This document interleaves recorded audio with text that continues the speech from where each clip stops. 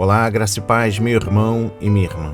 Estamos iniciando a leitura da Bíblia em 365 dias, uma dose de amor com a Palavra de Deus. Hoje, no 53º dia, trago para leitura e comentários bíblicos os livros de Êxodo, capítulo 25 a 27, o livro do profeta Daniel, capítulo 9, e o livro de Apocalipse, capítulo 12. A minha recomendação é que todos tenham em mãos bloco de anotação, caneta ou lápis. A Bíblia é tão importante quanto a sua leitura diariamente nos traz refrigério para a alma e sabedoria, nos aproximando assim de Deus, fortalecendo a nossa fé e esperança. Meu irmão, minha irmã, todos nós temos a necessidade de estarmos em comunhão com Deus diariamente. Comunhão esta através da leitura da Bíblia, ouvir os nossos devocionais, orar junto conosco. Satanás não está para roubar o seu carro, sua casa, seu apartamento, celular, relógio, sua roupa. Ele vem para roubar a semente da sua fé e os propósitos que Deus tem para você. Neste momento, lhe encorajo a repetir estas palavras proféticas para as nossas vidas. Senhor, revele a compreensão de sua palavra. Senhor, me dê compreensão da palavra. Estamos vivendo dias em que cada um tem a sua verdade e hoje estamos procurando a verdadeira verdade na sua palavra, na Bíblia. Precisamos usar todos os recursos que o Senhor tem nos dado, incentivando as pessoas em nosso redor a lerem a Bíblia, a nossa comunidade, em nossos locais de trabalho. Precisamos estudar, precisamos orar. A Bíblia Sagrada nos faz gerar a fé, nos faz ter o alimento, a cura, a restauração. Senhor, me dê compreensão da sua palavra no dia de hoje e sempre. Em nome de Jesus. Amém. E graças a Deus. Se desconecte de tudo e permita que a palavra do Senhor adentre em vossos corações.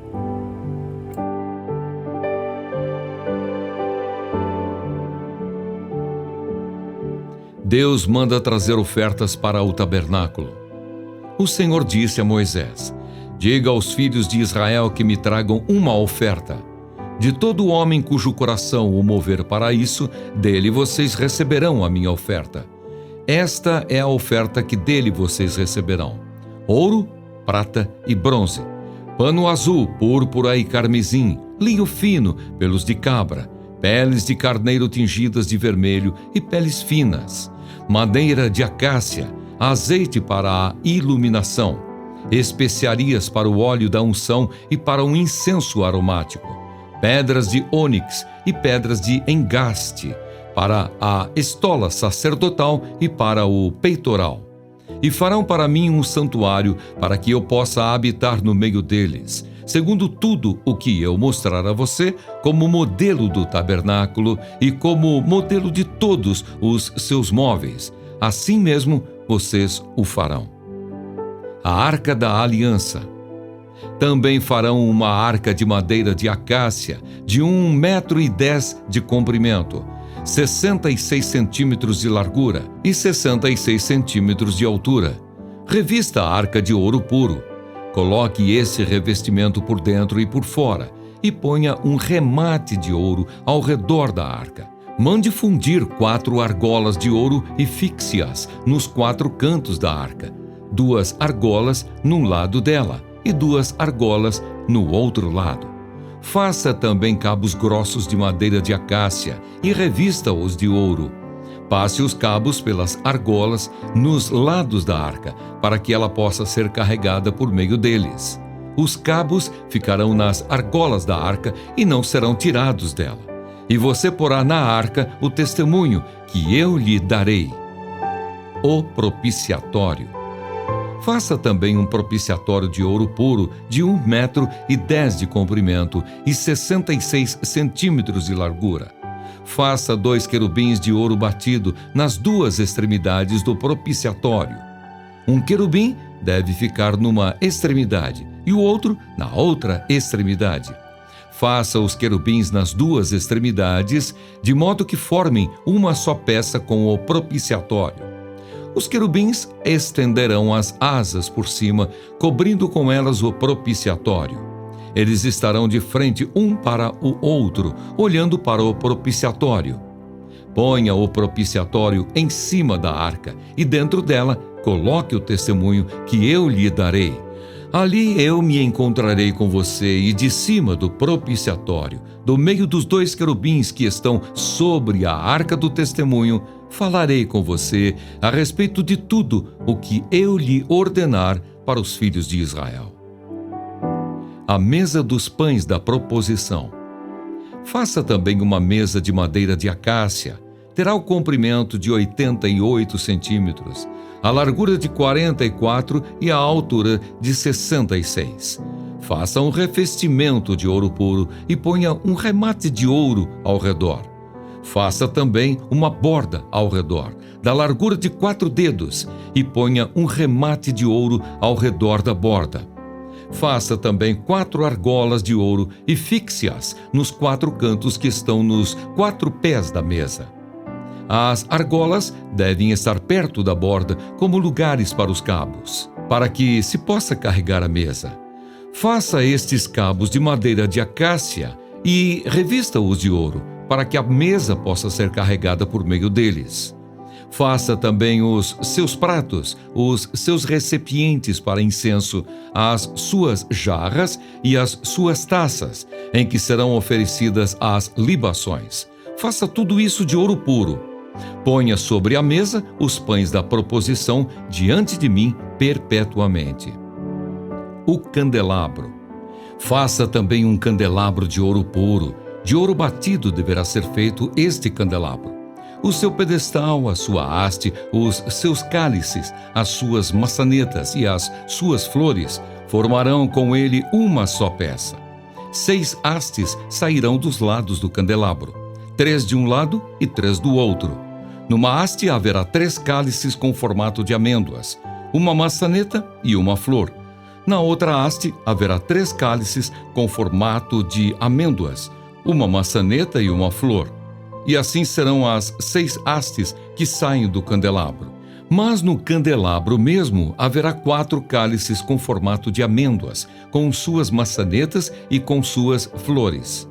Haverá uma maçaneta sob 2 hastes que saem dele, e ainda uma maçaneta sob 2 outras hastes que saem dele, e ainda mais uma maçaneta sob 2 outras hastes que saem dele. Assim se fará com as 6 hastes que saem do candelabro. As maçanetas e as hastes do candelabro formarão uma só peça com o mesmo. Tudo será de uma só peça, obra batida de ouro puro. Faça também as 7 lâmpadas do candelabro, as quais se acenderão para iluminar o espaço diante dele. As suas tesouras de cortar pavios e os seus apagadores serão de ouro puro. Com 34 quilos de ouro puro se fará o candelabro com todos estes utensílios. Tenha o cuidado de fazer tudo segundo o modelo que foi mostrado a você no monte. As cortinas do tabernáculo.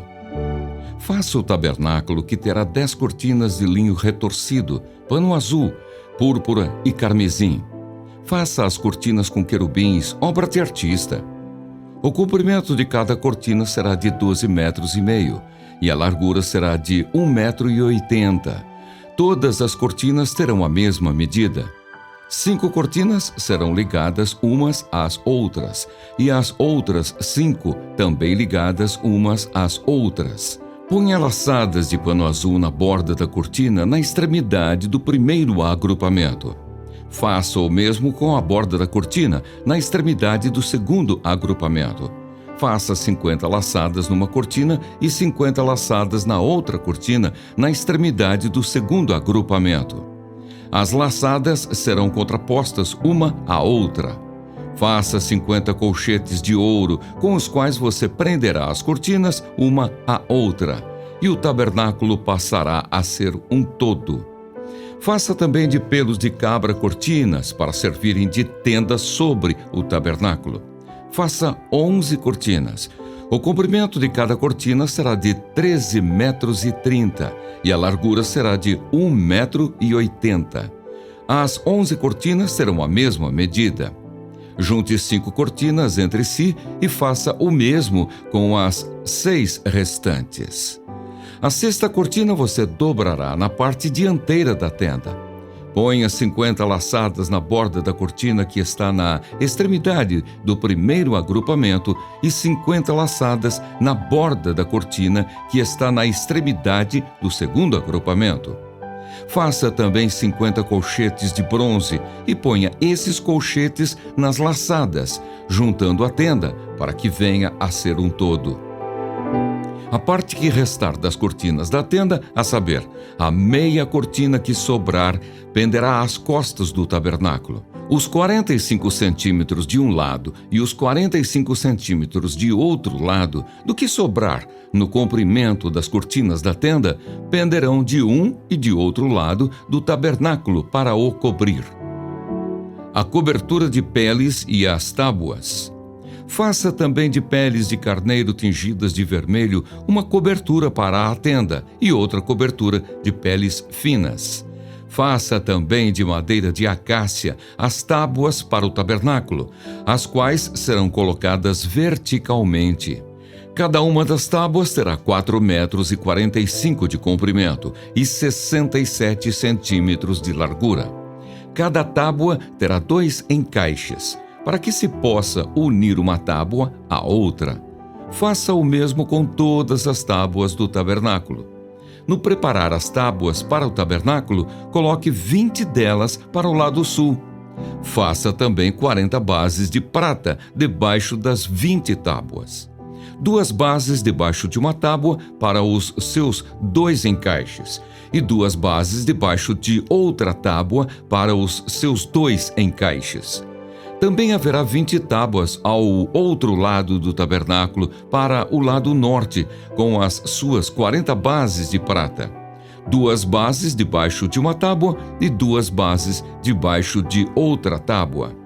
Para o lado posterior do tabernáculo, o lado oeste, faça 6 tábuas. Faça também 2 tábuas para os cantos do tabernáculo, na parte posterior, as quais por baixo estarão separadas, mas em cima se ajustarão à primeira argola. Assim se fará com as 2 tábuas, serão 2 para cada um dos 2 cantos. Assim serão as 8 tábuas com as suas bases de prata, 16 bases, 2 bases debaixo de uma tábua e 2 debaixo de outra tábua. Faça travessas de madeira de acácia, 5 para as tábuas de um lado do tabernáculo, 5 para as tábuas do outro lado do tabernáculo, e 5 para as tábuas do tabernáculo ao lado posterior, que olha para o oeste. A travessa do meio passará ao meio das tábuas, de uma extremidade à outra. Revista de ouro as tábuas e faça de ouro as suas argolas, pelas quais passarão as travessas, que também deverão ser revestidas de ouro. Faça o tabernáculo segundo o modelo que foi mostrado a você no monte. O véu, o cortinado e as colunas. Faça também um véu de pano azul, púrpura, carmesim e linho fino retorcido. Faça-o com querubins, obra de artista.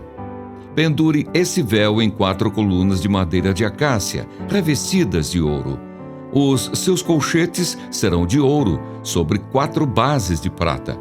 Pendure o véu debaixo dos colchetes e leve para lá a arca do testemunho para dentro do véu. O véu fará separação entre o santo lugar e o santo dos santos. Ponha a cobertura do propiciatório sobre a arca do testemunho no Santo dos Santos. A mesa ficará fora do véu e o candelabro ficará diante da mesa, ao lado do tabernáculo, para o sul, e a mesa ficará para o lado norte. Faça também para a porta da tenda um cortinado de pano azul púrpura, carmesim e linho fino retorcido, obra de bordador. Para este cortinado, faça 5 colunas de madeira de acácia, revestidas de ouro. Os seus colchetes serão de ouro, e para as colunas você mandará fundir 5 bases de bronze. O altar do holocausto. Faça também um altar de madeira de acácia. Seu comprimento será de 2,20 metros e a largura será de 2,20 metros. O altar será quadrado. A altura será de 1,30 m. Nos 4 cantos coloque 4 chifres, os quais formarão uma só peça com o altar, que deverá ser revestido de bronze. Faça também recipientes para recolher a cinza do altar, além de pás, bacias, garfos e braseiros. Todos esses utensílios serão feitos de bronze. Faça também para o altar uma grelha de bronze em forma de rede e fixe 4 argolas de metal nos seus 4 cantos. Coloque as argolas dentro do rebordo do altar para baixo, de maneira que a rede chegue até o meio do altar. Faça também cabos para o altar, cabos de madeira de acácia, revestidos de bronze. Os cabos devem ser passados pelas argolas, de um e de outro lado do altar, quando este for transportado. Oco e de tábuas você fará o altar, como lhe foi mostrado no monte, assim o farão. O átrio do tabernáculo. Faça também o átrio do tabernáculo, do lado meridional que dá para o sul. O átrio terá cortinas de linho fino retorcido. O comprimento de cada lado será de 44 metros. Também as suas 20 colunas e as suas 20 bases serão de bronze. Os ganchos das colunas e as suas vigas superiores serão de prata. De igual modo, para o lado norte ao comprido, haverá cortinas de 44 metros de comprimento, e as suas 20 colunas e as suas 20 bases serão de bronze. Os ganchos das colunas e as suas vigas superiores serão de prata. Na largura do átrio para o lado oeste, haverá cortinas de 22 metros. As colunas serão 10 e as suas bases 10. A largura do átrio do lado leste para o nascente será de 22 metros. As cortinas para um lado da entrada terão 6,60 metros de comprimento. As suas colunas serão 3 e as suas bases 3. Para o outro lado da entrada, haverá cortinas de 6,60 metros de comprimento. As suas colunas serão 3 e as suas bases 3. À porta do átrio haverá um cortinado de 8,80 metros de comprimento, de pano azul, púrpura, carmesim e linho fino retorcido, obra de bordador. As suas colunas serão 4 e as suas bases 4. Todas as colunas ao redor do átrio serão ligadas por vigas superiores de prata. Os seus ganchos serão de prata, mas as suas bases serão de bronze. O átrio terá 44 metros de comprimento, 22 de largura por todo o lado e 2,20 metros de altura. As suas cortinas serão de linho fino retorcido e as suas bases serão de bronze. Todos os utensílios do tabernáculo em todo o seu serviço, todas as suas estacas e todas as estacas do átrio serão de bronze. O azeite para o candelabro. Ordene aos filhos de Israel que tragam a você azeite puro de oliveira, batido, para o candelabro, para que haja lâmpada acesa continuamente. Na tenda do encontro fora do véu, que está diante da arca do testemunho, Arão e seus filhos a conservarão em ordem, desde a tarde até pela manhã, diante do Senhor. Este será um estatuto perpétuo entre os filhos de Israel, de geração em geração.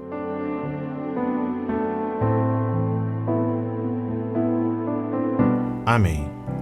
Compreendendo o livro de Êxodo, capítulo 25, trago uma exposição bíblica dos versículos 1 e 2.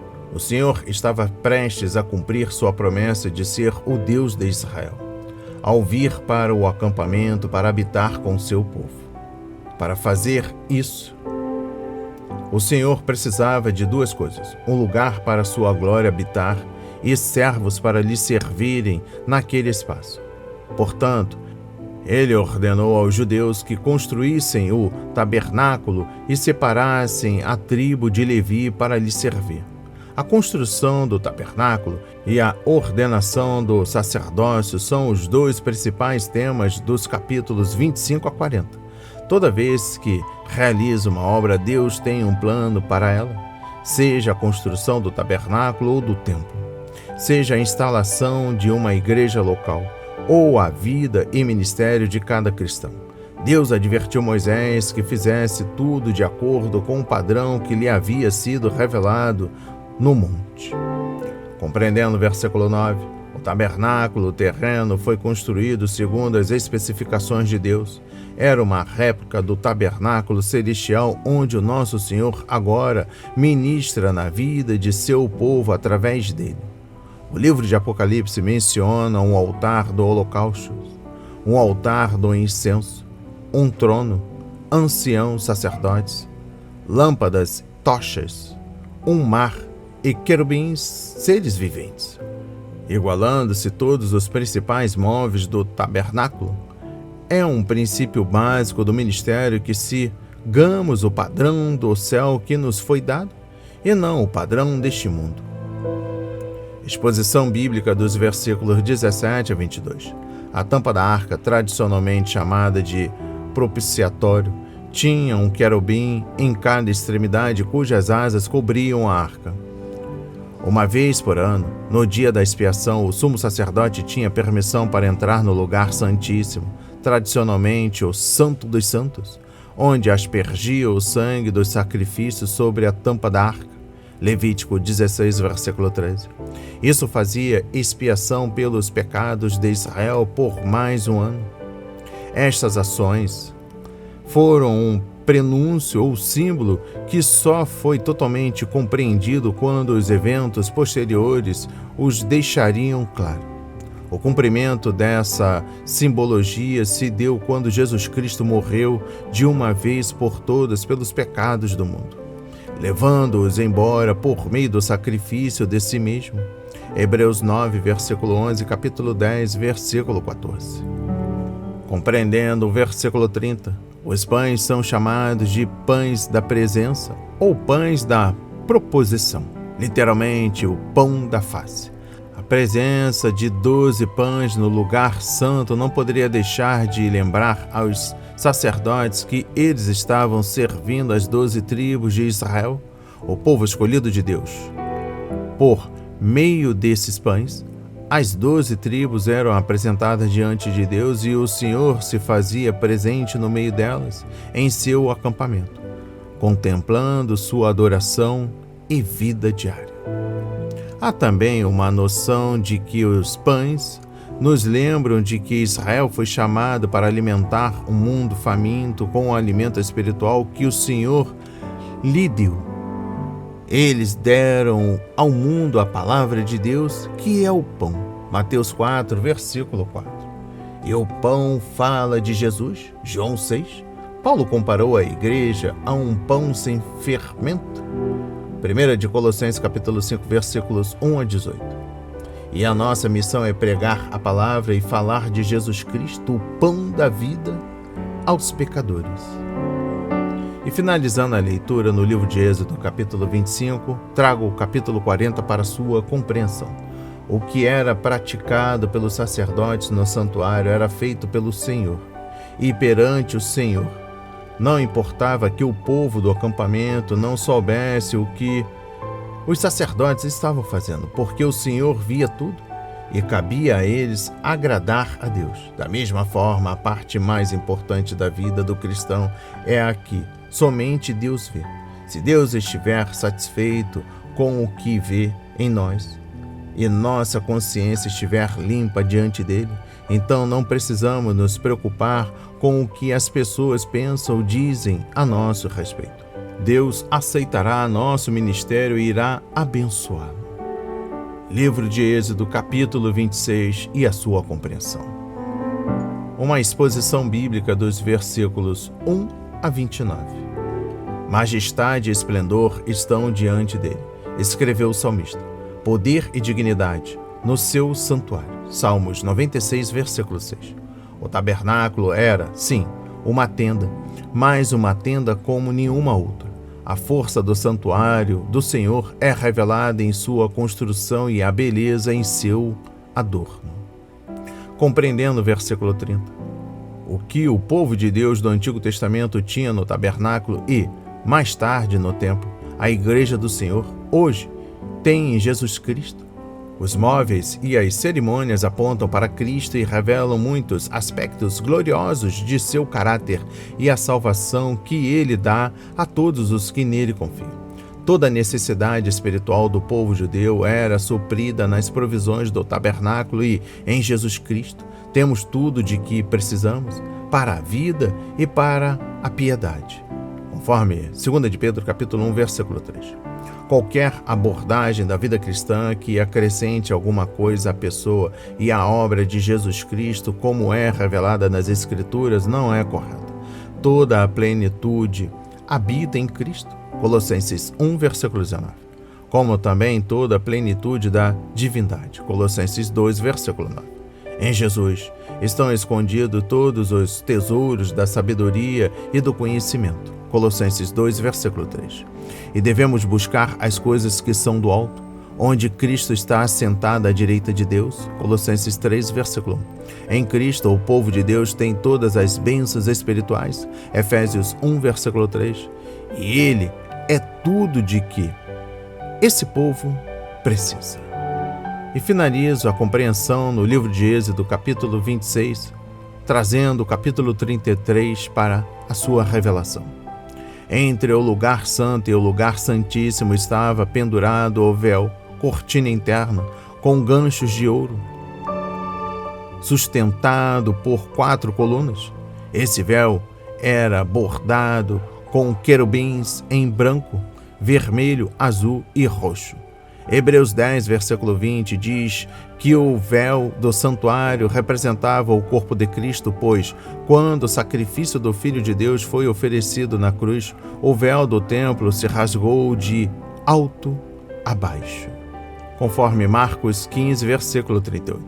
Por mais comum que o tabernáculo pudesse ter parecido para as pessoas que o vissem de fora, tudo em seu interior era precioso e bonito, e fazia referência ao Senhor que o povo de Israel daria ao mundo. Os crentes tementes a Deus do Antigo Testamento perceberam a importância dos tesouros que possuíam na casa de Deus. Livro de Êxodo, capítulo 27 e a sua compreensão. Exposição bíblica dos versículos 1 a 8. Pregadores e evangelistas às vezes convidam as pessoas na congregação a irem ao altar. É uma figura de linguagem, já que não há mais altares na terra que sejam ordenados por Deus ou aceitáveis para Ele. Isso porque a morte de Jesus Cristo cuidou do problema do pecado de uma vez por todas. Hebreus 9, versículos 25 a 28. Nenhum sacrifício pode ou deve mais ser oferecido. A ceia do Senhor, comunhão, Eucaristia, é um lembrete, não uma repetição, de seu sacrifício. O único altar que os anciãos têm hoje é o próprio Senhor Jesus Cristo, que traz o seu corpo glorificado às feridas da cruz. Como um sacerdócio santo, estamos oferecendo sacrifícios espirituais aceitáveis a Deus por meio de Jesus Cristo. Apresentemos, pois, a Ele não só o nosso corpo, como nossos bens materiais, louvores e boas obras, além de um coração quebrantado. Exposição bíblica dos versículos 9 a 15. O tabernáculo, propriamente dito, ficava no extremo oeste deste pátio e, na extremidade leste, ficava uma entrada de 9,14 metros até o recinto.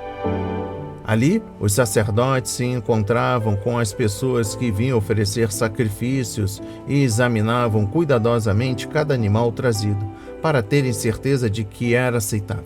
O adorador colocava a mão na cabeça do animal para se identificar com a oferta. E em seguida, o sacerdote o matava e oferecia sobre o altar de bronze, de acordo com regulamentos dados em Levítico 1 a 7. E eu encerro a compreensão no capítulo 27 do livro de Êxodo, trazendo a exposição bíblica dos versículos 16 a 18. Havia apenas uma entrada para o recinto e, portanto, uma única maneira de chegar ao altar de Deus. Quando Deus põe uma cerca e determina a entrada, ninguém tem autoridade para questioná-la ou mudá-la. Jesus afirmou ser a única porta. João 10, versículo 9. E o único caminho do homem para Deus. João 14, versículo 6. O que explica por que Pedro disse: não há salvação em nenhum outro, pois debaixo do céu não há nenhum outro nome dado aos homens, pelo qual devemos ser salvos. Atos 4, versículo 12. Na sociedade pluralista de hoje, muitas pessoas gostam de pensar que todo caminho é aceitável para Deus, mas essa atitude leva à morte. Referência a Provérbios 14, versículo 2, capítulo 16, versículo 25, Mateus 7, versículos 13 a 27.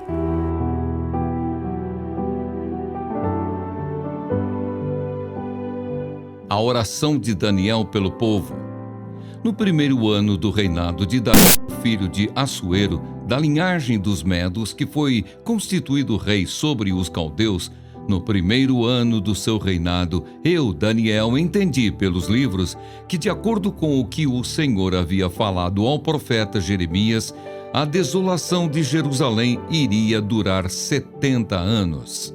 Voltei o rosto ao Senhor Deus para o buscar com oração e súplicas, com jejum, vestido de pano de saco e sentado na cinza. Orei ao Senhor meu Deus e fiz a seguinte confissão: Ah, Senhor Deus grande e temível, que guardas a aliança e a misericórdia para com os que te amam e guardam os teus mandamentos. Nós temos pecado e cometido iniquidades. Procedemos mal e fomos rebeldes, afastando-nos dos teus mandamentos e dos teus juízos. Não demos ouvidos aos teus servos, os profetas, que em teu nome falaram aos nossos reis, aos nossos príncipes, aos nossos pais e a todo o povo da terra. A ti, ó Senhor, pertence a justiça, mas a nós cabe o corar de vergonha, como hoje se vê, a saber, aos homens de Judá, aos moradores de Jerusalém, a todo o Israel, tanto os de perto como os de longe, em todas as terras para onde os expulsaste por causa das transgressões que cometeram contra ti. Ó Senhor, a nós pertence o corar de vergonha, aos nossos reis, aos nossos príncipes e aos nossos pais, porque temos pecado contra ti. Ao Senhor nosso Deus pertence a misericórdia e o perdão, pois nos rebelamos contra Ele e não obedecemos à voz do Senhor, nosso Deus, para andarmos nas suas leis que nos deu por meio dos seus servos, os profetas. Sim, todo o Israel transgrediu a tua lei e se desviou, deixando de ouvir a tua voz. Por isso, as maldições que estão escritas na lei de Moisés, servo de Deus, e que foram confirmadas com juramento, se derramaram sobre nós, porque pecamos contra ti. Ele confirmou a sua palavra, que falou contra nós e contra os nossos juízes que nos julgavam, e fez vir sobre nós um grande mal. Nunca antes, debaixo do céu, havia acontecido algo como o que aconteceu com Jerusalém. Como está escrito na lei de Moisés, todo este mal nos sobreveio. Mas mesmo assim, não temos implorado o favor do Senhor nosso Deus para nos convertermos das nossas iniquidades e nos aplicarmos à tua verdade. O Senhor tinha preparado esse mal e o fez cair sobre nós, pois o Senhor nosso Deus é justo em tudo o que faz e nós não obedecemos à sua voz. Ó Senhor nosso Deus, que tiraste o teu povo da terra do Egito com mão poderosa e adquiriste a fama que tens até o dia de hoje, nós temos pecado e cometido iniquidade. Ó Senhor, segundo todas as tuas justiças, afasta a tua ira e o teu furor da tua cidade de Jerusalém, do teu santo monte, porque por causa dos nossos pecados e por causa das iniquidades de nossos pais, Jerusalém e o teu povo se tornaram objeto de deboche para todos os que estão ao redor de nós. E agora, ó nosso Deus, ouve a oração e as súplicas do teu servo. Por amor do Senhor, faze resplandecer o teu rosto sobre o teu santuário, que está abandonado. Inclina, ó Deus meu, os ouvidos e ouve. Abre os olhos e olha para a nossa desolação e para a cidade que é chamada pelo teu nome. Lançamos as nossas súplicas diante de ti, não porque confiamos em nossas justiças, mas porque confiamos em tuas muitas misericórdias. Ó Senhor, ouve! Ó Senhor, perdoa! Ó Senhor, atende-nos e age! Não te demores, por amor de ti mesmo, ó meu Deus, porque a tua cidade e o teu povo são chamados pelo teu nome. A profecia das 70 semanas. Enquanto eu ainda falava, orava, confessava o meu pecado e o pecado do meu povo de Israel e lançava a minha súplica diante do Senhor meu Deus, pelo monte santo do meu Deus, sim, enquanto eu assim orava, Gabriel, o homem que eu tinha visto na minha visão anterior, veio rapidamente voando e tocou em mim. Era a hora do sacrifício da tarde. Ele queria instruir-me. Falou comigo e disse: Daniel, agora eu vim para dar a você inteligência e discernimento. Quando você começou a fazer as suas súplicas, foi dada uma ordem e eu vim para explicar tudo a você, porque Deus o ama muito. Portanto, preste atenção à mensagem e entenda a visão. 70 semanas estão determinadas para o seu povo e para a sua santa cidade, para acabar com a transgressão, para dar fim aos pecados, para expiar a iniquidade, para trazer a justiça eterna, para selar a visão e a profecia e para ungir o Santo dos Santos. Saiba e entenda isto. Desde que foi dada a ordem para restaurar e para edificar Jerusalém até a vinda do ungido, o príncipe, haverá 7 semanas e 72 semanas. As ruas e as muralhas serão reconstruídas, mas será um tempo de muita angústia. Depois das 62 semanas, o ungido será morto e não terá nada. O povo de um príncipe que há de vir destruirá a cidade e o santuário. O seu fim virá como uma inundação. Até o fim haverá guerra e desolações foram determinadas. Ele fará firme aliança com muitos por 1 semana. Na metade da semana, fará cessar o sacrifício e a oferta de cereais. Sobre a asa das abominações virá aquele que causa desolação, até que a destruição que está determinada seja derramada sobre ele.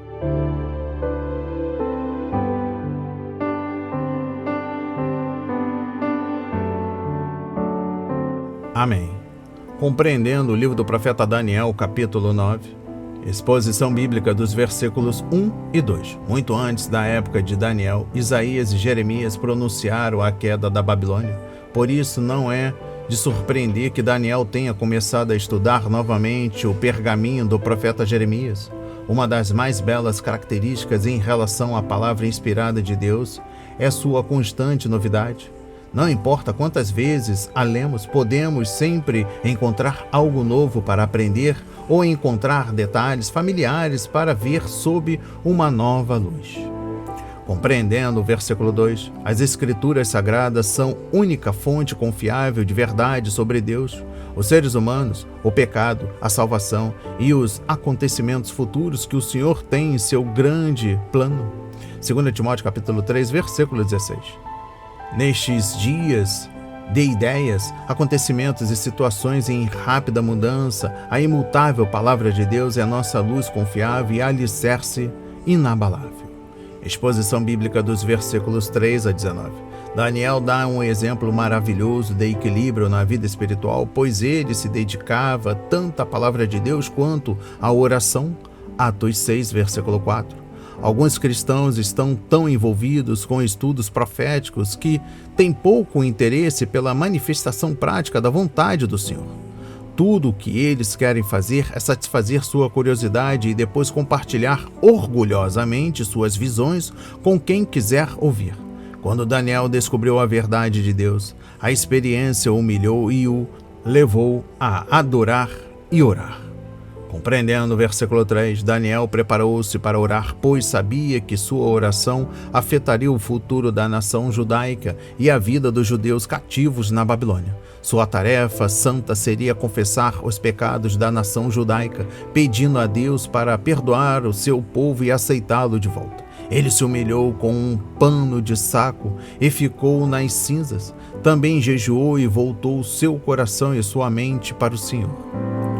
Compreendendo o versículo 4, muitas vezes temos pressa na presença de Deus e fazemos nossos pedidos sem antes parar para adorar ao Senhor. Daniel preparou-se para a oração, como fizeram Esdras, capítulo 9, versículo 3 a 5, e os levitas, conforme Neemias 9, versículo 5 a 6. Devemos nos concentrar no caráter do Pai, sem nos preocuparmos demais com nós mesmos e os nossos fardos. Exposição bíblica dos versículos 5 a 19. Embora a oração de Daniel fosse sem dúvida pessoal, ele se identificava tanto com o povo de Israel que sua oração incluía as preocupações da nação. O pronome que ele usa é nós, em vez deles, ou eu. Ele confessou que ele e seu povo haviam pecado muito contra o Senhor e violado os termos de sua graciosa aliança. De acordo com os versículos 5 e 6, os judeus pecaram, rebelaram-se, afastaram-se da lei de Deus, desobedeceram às suas ordens, erraram e se recusaram a ouvir os mensageiros que Deus enviou a eles. Compreendendo o versículo 13, havia algo ainda pior que os pecados que trouxeram o castigo divino a Israel. Os judeus se recusavam a se arrepender e a confessar seus pecados mesmo depois de terem sido levados cativos. Eles passavam o tempo orando pelo juízo contra a Babilônia, Salmos 137, em vez de buscarem a face de Deus e pedirem seu perdão. Compreendendo o versículo 19, Deus respondeu à oração de Daniel. No ano seguinte, Ciro emitiu um decreto que permitiu aos judeus voltarem à sua terra, levando consigo os tesouros do templo. Eles tinham autorização para reconstruir seu templo e restaurar seu culto. Que ministério extraordinário Daniel tinha na Babilônia! Ele era conselheiro de 4 reis e intercessor do povo de Israel, testemunha fiel do Deus vivo e verdadeiro autor de um dos livros básicos de profecias no Antigo Testamento. Exposição bíblica dos versículos 20 a 27. Não sabemos a que horas do dia Daniel começava a orar, mas ele ainda estava orando na hora do holocausto, à tardinha, que acontecia por volta das 15 horas. O profeta vivia na Babilônia, mas ainda contava as horas de acordo com as práticas religiosas judaicas. Ele ainda estava fisicamente na Babilônia, mas sua mente e seu coração estavam em Jerusalém. Compreendendo o versículo 24, esta passagem refere-se à expressão 70 anos vezes 7, citada por Jesus. A palavra, às vezes traduzida por semana, significa 7. Assim, Gabriel estava falando sobre 70 períodos de 7 anos ou 490 anos. Lembre-se de que esses anos se referem especificamente ao povo de Daniel, os judeus e a sua cidade santa, Jerusalém. Na oração, a grande preocupação de Daniel era que seu povo fosse perdoado de seus pecados contra o Senhor, a cidade fosse reconstruída e o templo fosse restaurado. Versículos 16 a 19. Gabriel discutiria essas questões. Aplicar esta profecia importante a outro povo ou lugar é privá-la de seu significado desejado. E finalizando a leitura e a compreensão do livro do profeta Daniel, capítulo 9, destaca o versículo 27. Partes desta profecia já se cumpriram e o restante se cumprirá no final dos tempos. Estamos vivendo hoje na era da igreja, quando Israel está parcialmente cega e separada por um tempo. Romanos 9 a 11. Como Paulo, devemos ter uma preocupação sincera com o povo judeu, orar por ele, procurar compartilhar o evangelho com os israelitas. Os cristãos gentios têm uma dívida para com o povo de Israel. Romanos 15, versículos 24 a 27. Porque os judeus nos deram o conhecimento do Deus vivo e verdadeiro, as Escrituras inspiradas e o Salvador Jesus Cristo.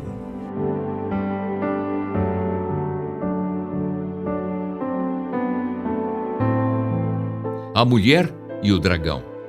Viu-se grande sinal no céu. Uma mulher vestida do sol, com a lua debaixo dos pés e uma coroa de 12 estrelas na cabeça. A mulher estava grávida e gritava com dores de parto, sofrendo tormentos para dar à luz. Viu-se também outro sinal no céu, e eis um dragão, grande, vermelho, com 7 cabeças e 10 chifres, e nas cabeças 7 diademas. A sua cauda arrastou a terça parte das estrelas do céu, as quais lançou para a terra. E o dragão se deteve diante da mulher que estava para dar à luz, a fim de devorar o filho dela quando nascesse. Ela deu à luz um filho homem, que há de governar todas as nações com cetro de ferro. E o filho da mulher foi arrebatado para junto de Deus e do seu trono. A mulher, porém, fugiu para o deserto, onde Deus lhe havia preparado um lugar, para que nele a sustentem durante 1260 dias. Então estourou a guerra no céu. Miguel e os seus anjos lutaram contra o dragão. Também o dragão e os seus anjos lutaram, mas não conseguiram sair vitoriosos, e não havia mais lugar para eles no céu. E foi expulso o grande dragão, a antiga serpente, que se chama Diabo e Satanás, o sedutor de todo o mundo. Ele foi atirado para a terra, e com ele os seus anjos. Então ouvi uma voz forte no céu proclamando: agora veio a salvação, o poder, o reino do nosso Deus e a autoridade do seu Cristo, pois foi expulso o acusador de nossos irmãos, o mesmo que os acusa de dia e de noite diante do nosso Deus. Eles o venceram por causa do sangue do Cordeiro e por causa da palavra do testemunho que deram, e mesmo diante da morte não amaram a própria vida. Por isso alegrem-se, ó céus, e vocês que neles habitam. Ai da terra e do mar, pois o diabo desceu até vocês, cheio de fúria, sabendo que pouco tempo lhe resta. Quando o dragão viu que tinha sido atirado para a terra, perseguiu a mulher que tinha dado à luz o filho homem. Mas foram dadas à mulher as 2 asas da grande águia, para que voasse para o deserto, para o seu lugar, aí onde é sustentada durante um tempo, tempos e metade de um tempo, fora do alcance da serpente. Então a serpente lançou da boca água como um rio atrás da mulher, a fim de fazer com que ela fosse arrastada pelas águas. A terra, porém, socorreu a mulher. Abriu a sua boca e engoliu o rio que o dragão tinha lançado de sua boca. O dragão ficou irado com a mulher e foi travar guerra com o restante da descendência dela, ou seja, os que guardam os mandamentos de Deus e têm o testemunho de Jesus. E o dragão se pôs em pé sobre a areia do mar.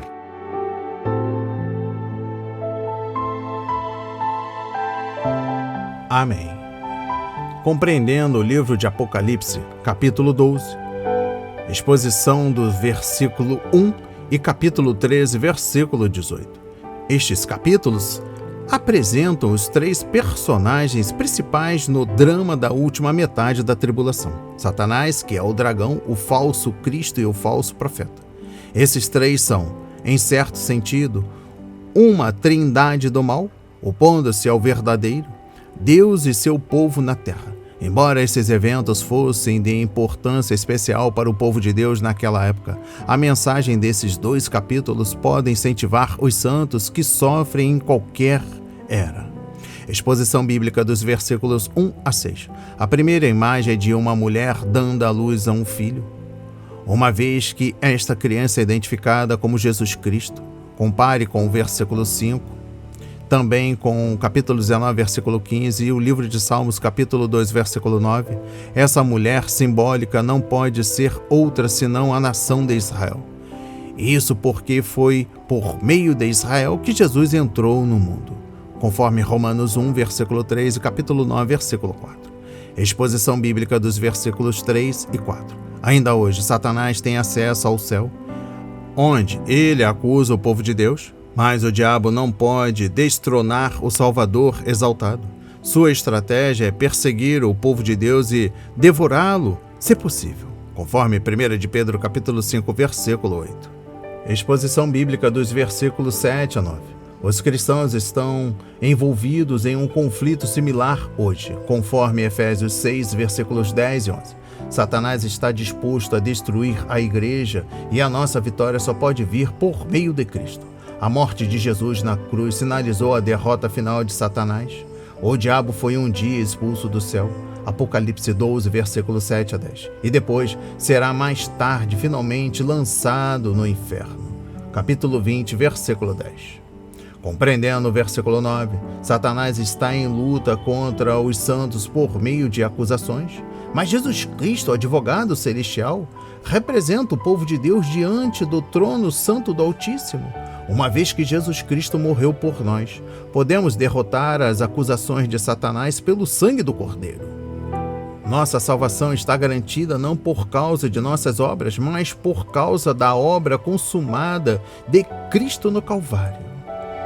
E finalizando a leitura da Bíblia e também a compreensão do livro de Apocalipse capítulo 2, trago a exposição bíblica dos versículos 15 a 17. Quando Satanás descobrir que o povo a quem procura matar está protegido, ele se voltará para aqueles que não foram levados para o refúgio secreto. Ele declarará guerra e Deus lhe permitirá ter vitória por um tempo. Por fim, no entanto, a antiga serpente será derrotada. Recebam essas palavras em nome de Jesus.